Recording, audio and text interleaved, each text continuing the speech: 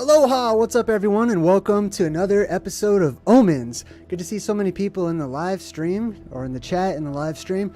Welcome! So we're going to talk about some of the signs and the omens that we see around the world. And today, for the first time, we're introducing viewer submissions, things that you guys have actually submitted to my website at JayDreamerZ.com. We're going to do that towards the end. For now, let's go ahead and jump right into things. Also, I've been working on a lot of new stuff on the channel. So if there's any problems with the audio or, visuals or anything, feel free to reach out to me and let me know just so I can get them fixed up. Right now, I've tested it out. I believe everything should be okay, so we should be good to go. So I'm going to start things off by sharing my screen with you. We're going to check out some of the current events, some of the more recent things. Let's start with the Peru sightings. Actually, let me get the chat pulled up. I want to make sure I can see this chat here. All right, I'm going to pop out the chat real quick. All right, sweet. I got the chat all pulled up. Good to see everybody. Thank you so much for your support. All right, Peru. Have you heard about this? There's alien sightings in Peru, allegedly. I want to watch the video. This is the main video, right? It took me forever to find this video, but they're saying that there's aliens that showed up, and this is allegedly the video of the aliens showing up. So let's check it out together, right? Now, up here, this is the top portion up here, basically. So there's flashlights, there's a forest, there's people. If I played the audio, it'd just be people freaking out and yelling and stuff. This is the video that has everybody talking about aliens in Peru. I've heard some theories that some people are saying it could be like local miners dressing up as aliens or whatnot so that they can try to, trick people or whatever and take the land or take the area. I didn't see any aliens. I don't know. Did you guys see any aliens? I'm not sure. Now it's my theory, and this is why it's a sign and an omen, is that alien sightings are going to increase, or at least what they call alien sightings are going to increase in our world, and that's because there will be an alien invasion whenever the sky opens up or whenever the atmosphere depressurizes. That's the time whenever the barriers and the boundaries above and below are opened up so that otherworldly entities, whether they be animal-like, insect-like, or humanoid, can enter into our world. Not quite yet. Any kind of alien creatures that are here with us that are being sighted were already here. They've been here for quite some time. And keep in mind that there's vast cavernous openings inside of the earth that can house a plethora of different types of creatures too. But it will happen one day. Now, let's talk about these fires. Maui is on fire, right? There's huge fires in Hawaii right now. And I want to share this video, this little news clip with you. I just want to point some stuff out. Let's check this out. We are just learning from the governor that the first 80 confirmed deaths in Lahaina were found in their cars or in the water. And of course, so time out. There's confirmed deaths, right, of people found in their cars, which is really interesting, or in the water. So this is a huge thing. I want to point out a few things about this video, though. First and foremost, I work with green screens every day. So she says we're live and stuff, and they make it look like she's on location. The background's even moving a little. You see how it's kind of shaking a bit? She's not live. You see the wind blowing in her hair and stuff? But look at these people. Look at the crisp outline from here to here all the way around. They're not in Maui, or they're in front of a green screen. I'll tell you right now. Look at mine. You could tell, you know what I mean? Like, I spoke with the fire it's chief, too crisp, the sirens did not and the lighting doesn't match or anything, but the background's moving a bit. They try really hard to trick us, to make us think that they're live on location in these different places, but oftentimes they're not live and they're not on location. Actually ran out of water. How this happened is still unclear tonight, but did you hear that? Time out. How this happened is still unclear tonight, but let me just continue on, right? How it happened is detrimental. How it happened is the question that everyone should be asking. Not, oh, well, what's going on, and what about the aftermath, and what are we doing to ensure this and that? How did the fire start? Every single wildfire, and this is another huge omen, is the world catching on fire lately. Every single wildfire, we should be asking, how do these fires start? At first, they would try to lead us to believe that it's, campfires. I mean, there's not a lot of people camping out in Maui, I'm assuming, but it's campfires that people left open, or people throwing cigarettes out of their windows of their cars, or you know, like little tiny things. Now they're trying to blame the electrical department. Well, we do know so many people There's these had high to winds. Let's check it out. Evacuate, and by the time they chose to do so, it was too late. So all these people evacuated from Maui, right? All these wildfires are starting all over the place, and this is a huge omen. Now, I'll tell you what my theory is. My building theory, a working theory that I have, is that before the next cataclysm comes, and before every cataclysm, the inner Earth starts to depressurize. So it starts to let out a lot of gases and stuff. So gases are being released from the Earth, which is going to give rise to many different anomalies and strange events, especially in the sky, up there in the atmosphere. These gases ionize, and they can catch fire as well. They can combust. So gases are just combusting lower to the Earth, and up in the air they're ionizing, and so people are seeing UFOs all over the place, which in many instances, in many of these UFO sightings, they're lights. It's light in the sky, balls of light, ball lightning, streaks of light, plasma up there in the air, and it's that the gases that are ionizing as the world is charging up for the big show. And then of course the gases down below, they can combust, they can catch fire, and even sometimes explode, like the Tunguska fireball. Remember how we did that video about Tunguska? There's huge gas deposits in those particular areas of the world, and if they build up enough and go unchecked or whatnot, they can ionize and they can combust and create fires. Also, I want to say this, we also shared that video of the helitorch. You guys remember that, the helitorch? The helitorch is a helicopter that they use to start fires, and they'll drag a line, and they'll drop off all these little pellets that combust whenever they float down and they catch fire and stuff. And you could usually tell the mark of a helitorch because these wildfires are in a straight line. Think about it, right? Let's say that some random area of the forest catches fire or something. Wouldn't you expect it to, radially, like, increase in a radial direction, like in a circle? Like it would just start spreading in a circle, like not just a line that just pushes forward or whatever. I don't know. That's definitely the mark of a helitorch sometimes. All right, so that's all I really wanted to share with those things. Let's check out some more of these articles. Unknown sea monster. Some of you guys submitted this on my community tab. An unknown sea monster with 20 arms was discovered in the dark Antarctic waters. Let's take a look at what it looks like. Holy cow, look at this thing. So this is also a sign and an omen of strange things. I don't know about that one, but the closer we get towards the end, the more these weird deep sea creatures are getting up and up and up and up in elevation in the water. They're coming up to the surface. So keep your eyes out for this. Whenever you start seeing a lot of weird, especially giant creatures, but those creatures that tend to live further down at the bottom of the ocean and we're not used to seeing them or anything, they're starting to come up to the surface and rise up to the surface, which could help to explain strange monster sightings too.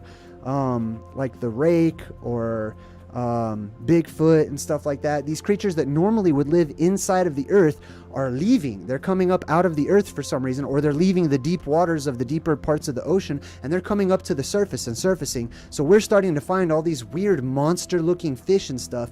And this is just the beginning. This is nothing. This right here, this creature is nothing compared to the strange things that will eventually show themselves one day. All right, next up we've got Beware of the Blob. This one was also submitted on my community tab. Beware the Blob. It came from the Jersey Shore.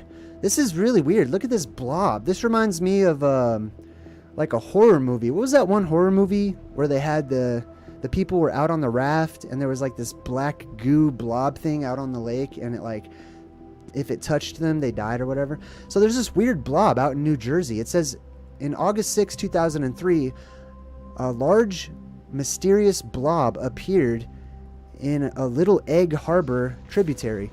The Jersey State Police's Marine Unit called the Department of Environmental Protection, who poked and probed the blob and determined that it was not hazardous, though they could not say for sure exactly what it was. The gooey globster, and then they just go on talking about this weird blob. And then I guess a little while later, another one showed up. So there's these weird blobs that are showing up in in the oceans. And if you want more information about the actual real Blob, you know there's a movie, right? The Blob. It's kind of cheesy or whatever, an older movie. They've tried to do remakes of it and stuff, but I believe it's based on a true story, and it's based on you know, science and how we can actually get like slime and blobs and stuff that seem to be alive and animated and can interact with people in different ways. So if you want more information on that, go into my playlist. I think it's either Plasma Apocalypse or Ancient Oblivion, and I have a whole like 2-hour long presentation on the Blob and how the Blob is a reality. All right, so next up we've got En route to the moon, Russia beams back its first mission images. Wow, look at this. Let's check out these mission images of space. You know what this looks like? Like, what is this anyways, right? This is a space picture that Russia took, I guess. It says one of the first images sent back from Russia's Luna 25 spacecraft. This looks like those thermal blankets that you can buy at the dollar store that are all metallic and you just, you know, they reflect the heat or whatever, which are really good, by the way. But that's what this looks like. Do they have any other pictures? Hold on, I want to see if they have anything else. Oh, here's a good one. Wow, check this out. It took a picture of the Earth as seen from the spacecraft. Look at that. That's the Earth right there. Man, you could have fooled me. That's what the Earth looks like. Look at that. It's beautiful, crisp. I can almost see myself from way out there. Let's check out another one. The moon as seen from the Luna 25 spacecraft. Now let's compare these brilliant pictures, right? These real pictures of the Earth from this spacecraft and this one and all of this stuff. Let's compare these to like pictures of Mars, which is like millions of miles away. Oh, look at that. We've got high definition live streaming from helicopters and drones and all kinds of stuff. You can clearly see individual rocks and stuff. You got Johnny Five with wings chilling off to the side over here. Isn't something wrong with that? Don't you think? Don't you think that the local images should be crisp and clear and beautiful, and the images that are from millions of miles away, allegedly, should be distorted and blurry? And you know what I mean? Do people really buy that? I guess they do. Let's also compare that to a video. Well, I'm not giving any credence to the veracity of the claim that this is a real video, but let's check it out. So this is a local image of a space, what do you call it? A rocket launch or whatever, right? Let's check this out. They're launching a rocket. Now, time out. Let me back this up a bit. Now, let's just suppose that this is real, okay? There's many cases to be made against it, but where is this rocket going? Let's calculate the trajectory. Pow! Back down is where it's going. Like, that rocket isn't going into outer space or anything. Like, this rocket, and how does it curve? Right? Out there in the vacuum of space, are they spritzing the air? Psst, psst, psst. Quick, turn left. Psst, psst, psst, psst, psst, psst, psst. And that's how they maneuver in the vacuum of space.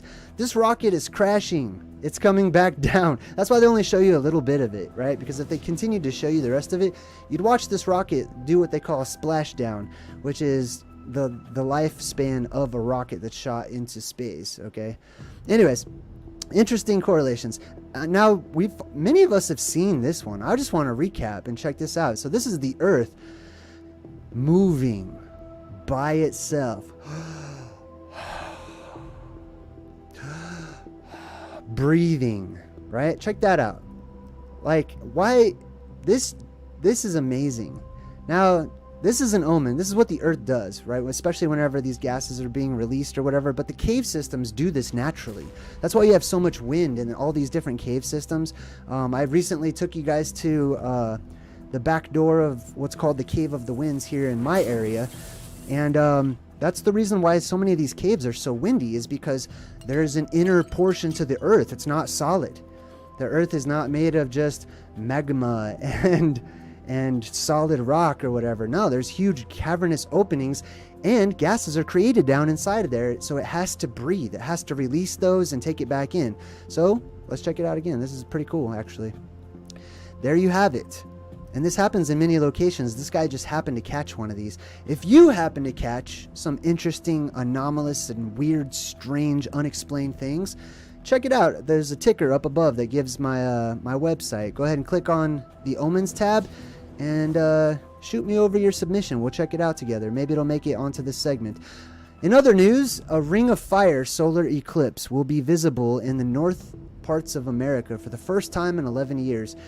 And then they tell you how and when to see it. Now this, solar eclipses happen a lot, all the time, right? But this is an omen because you see this image right here of just that ring. When you start to see this turning blue, watch out. That is going to be a huge omen. And it coincides with the sun getting hotter. Okay, so this is exactly what it should look like. This is my representation. That's why I want to show it to you as an example. This is what it looks like whenever the sun gets so hot, that focal point up in the sky, whenever the light behind it, and this is according to my own cosmological views, you could say. Boogled, hey, thank you. Super appreciate you. Whenever daylight starts to get smaller, which is responsible for the shortening of the days, right? Our area of daylight down below, it gets smaller and smaller and smaller because that light from the sun and the light behind it is getting smaller and smaller, and it's focusing, which is causing the sun's heat to become hotter. The sun's getting a lot hotter, and as that light behind it gets small enough, right? Eventually, the sun turns blue. It's going through a color spectrum change right now, and that's one of the reasons why it's so hot everywhere, and one of the reasons why we're going to see from now on, and they're calling it the new normal in the news, is extreme weather, right? Especially the heat that's created by the sun and the after effects of that increased brightness, right? Just go out on any day, it's going to be way brighter than it used to be a decade or 2 decades ago, or even further back in time. And that brightness is changing the color of the ocean as algae and phytoplankton start to grow all over the place.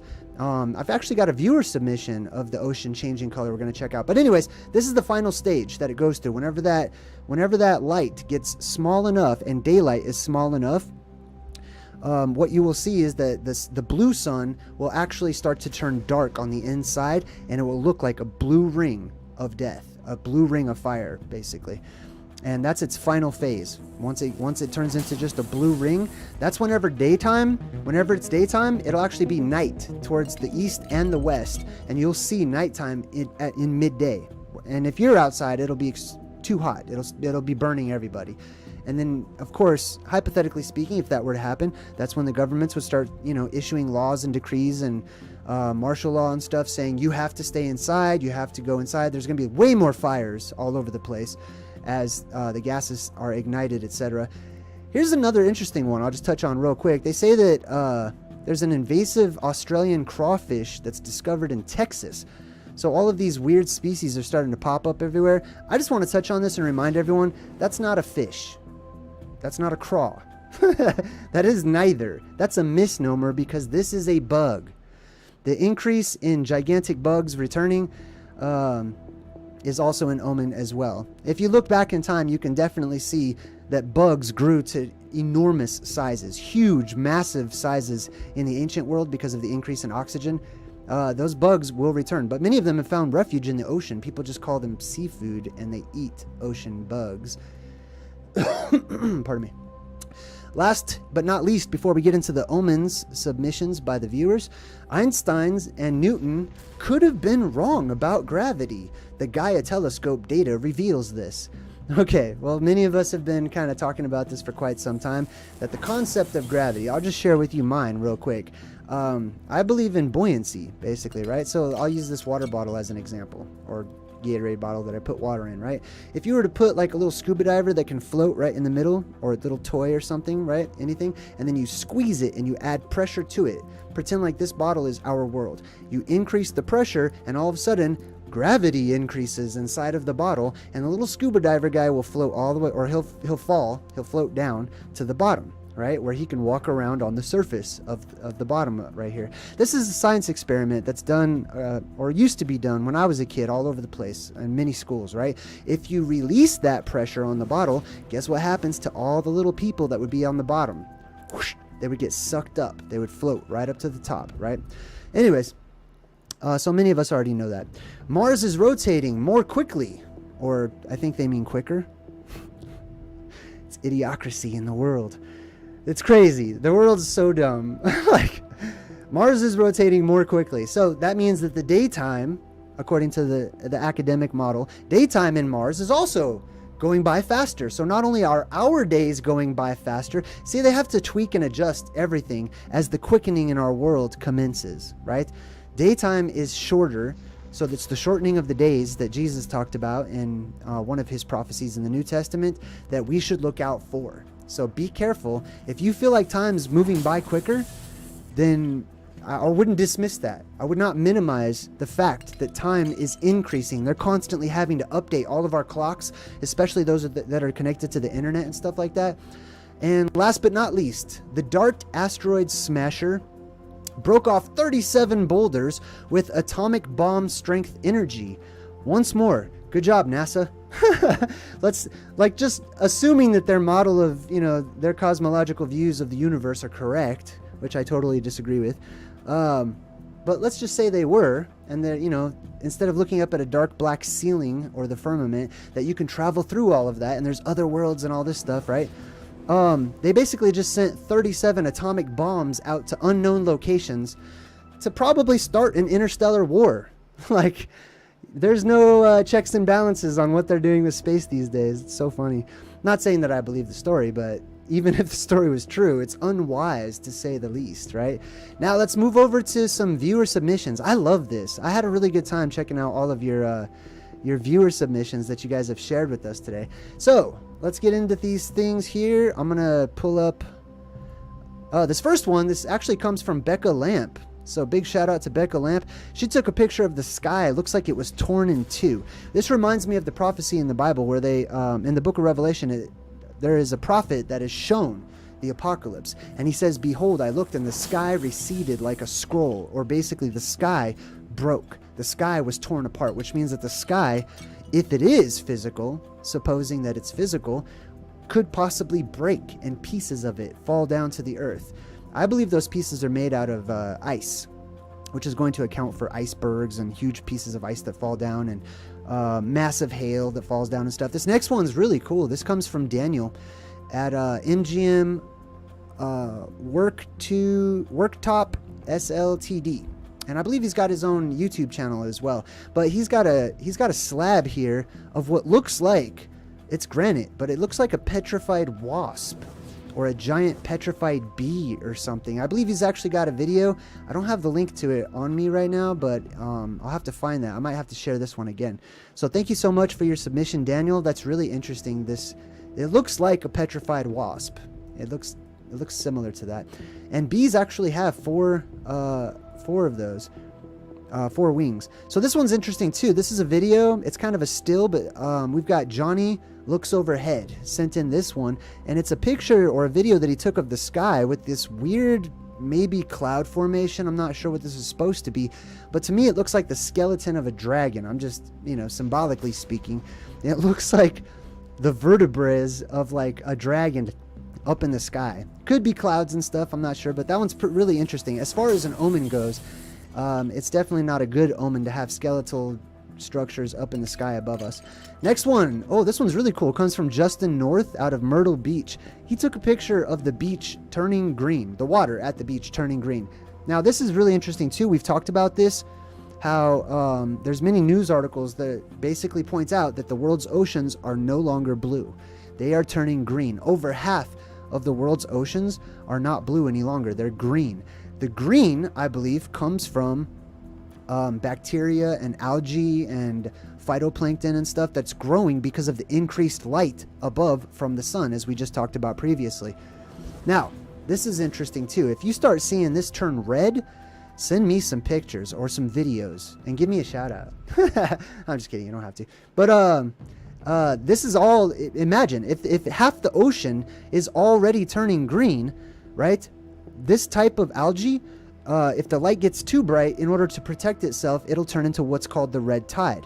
If it turns into the red tide the world across, you can expect that red tide releases toxins that are harmful to animals and humans and everyone. And if we breathe in those toxins, there will be an epidemic like you've never even heard of. This last thing that we experience is nothing in comparison to what is possibly on the way if we have worldwide red tide all over the place with all this algae releasing all these toxins into the air and people are breathing it.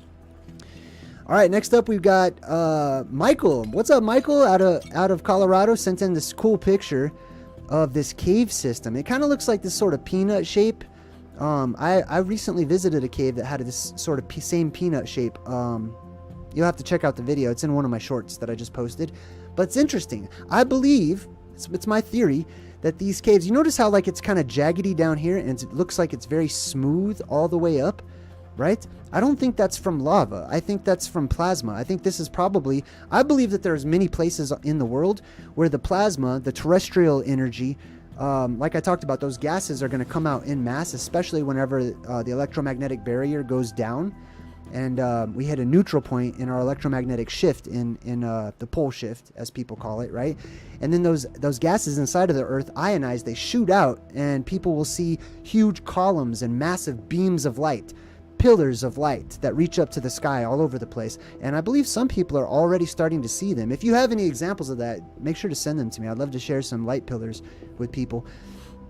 But anyways, this would be one of the areas where massive amounts of ionized gases and electricity shoot up through the Earth and, you know, basically sort of have like this smoothing effect around the edges right here. But those gases are dormant inside of the Earth, and the plasma is not there right now. So people explore and they drop down into these never-ending holes and caves and bottomless pits and whatnot. And that might account for the sort of peanut shape that gives it too, because I believe that the plasma twists as it goes up. So it might have something to do with that. But anyways, really cool submission by Michael. This one is really cool too. This one is from Mr. E. And Mr. E, I think that's a pseudonym, but Mr. E is actually showing this personal video that he took of this lightning storm. There was a spider on the windshield, but check this out. A huge flash of lightning, and watch what happens. Here it comes. Boom, that one right there. Or maybe it's the next one.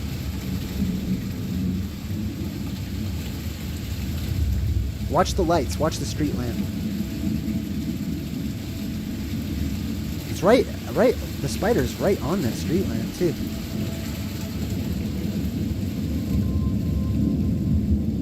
Boom, that was it. Power outage. Huge one. There it goes, everything's dark. Wow. Yeah. There goes the power. There goes the power. That was it. So that's really interesting. You're going to see a lot more of those power outages. I mean, we're already starting to see massive power outages all over the place. So it stands to reason, if these events are because of an increase of electromagnetic activity in the world, that they're all connected to each other. So we're starting to see the same dominoes falling over time and time again. How was the audio? I hope that wasn't too loud.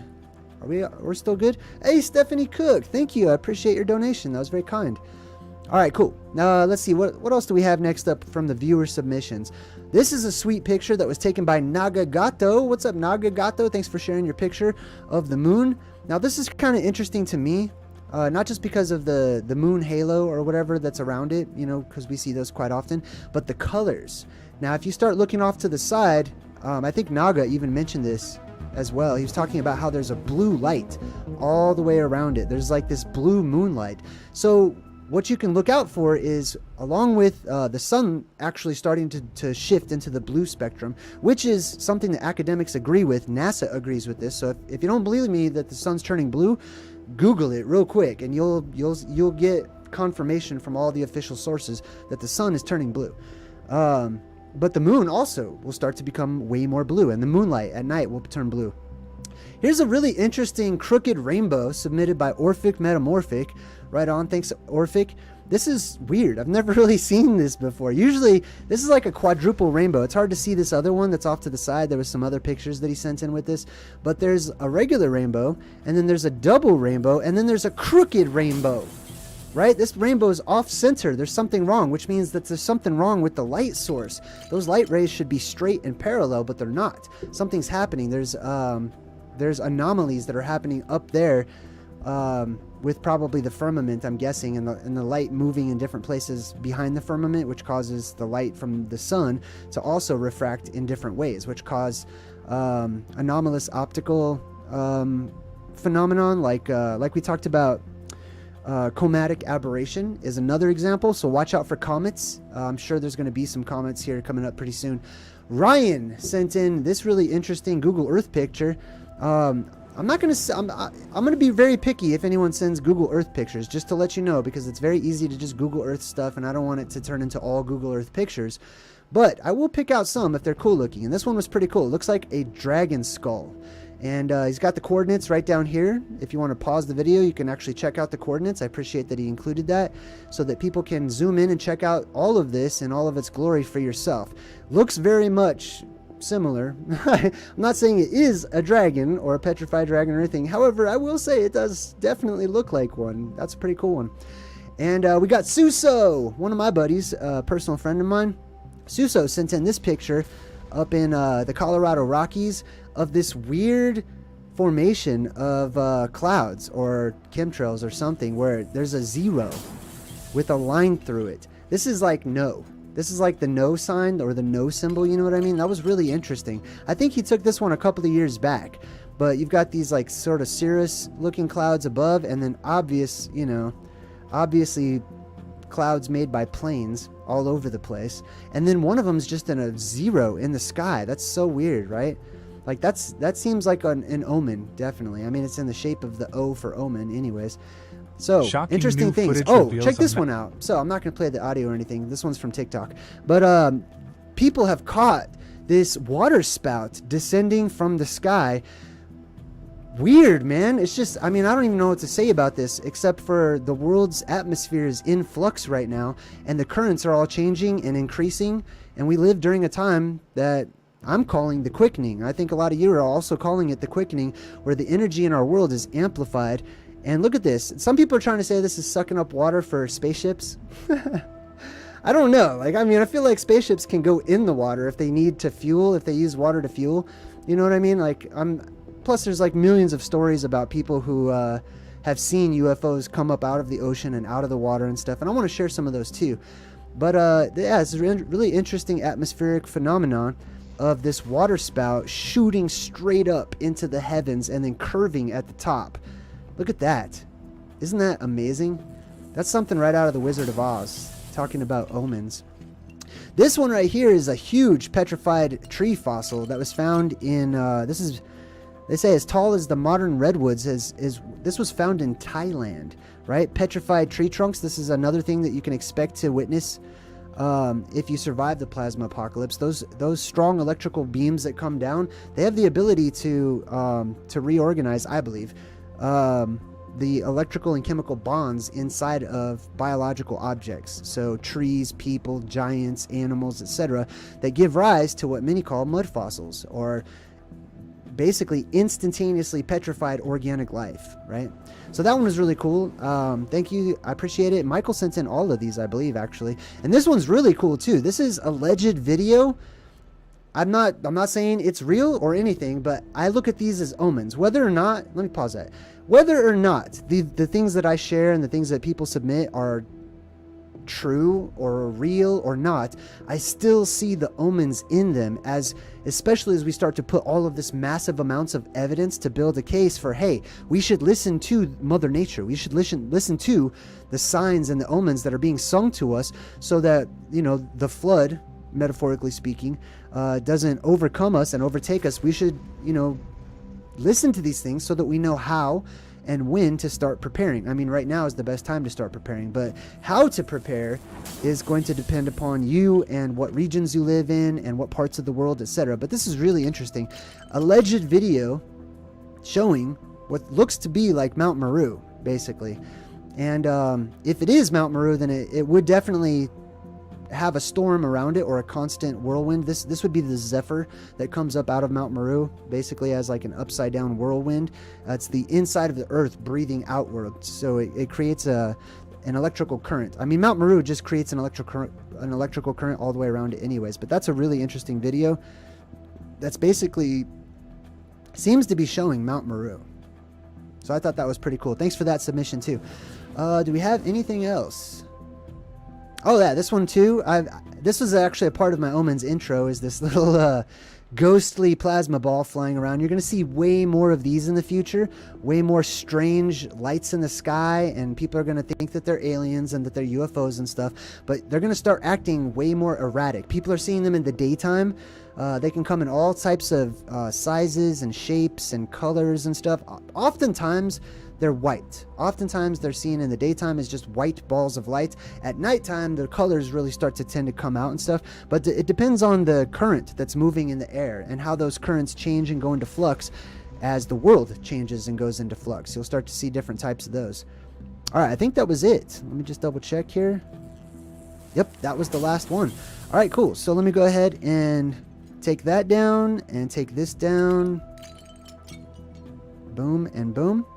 All right, sweet. I had a great time. I hope you guys enjoy, the new look that I'm giving to the Omens segment. I'm also going to be working on one for Ancient Oblivion and lots more interesting and new changes. Thank you so much for supporting my work, for being such a cool community of, people with good vibes and interesting information to share with one another.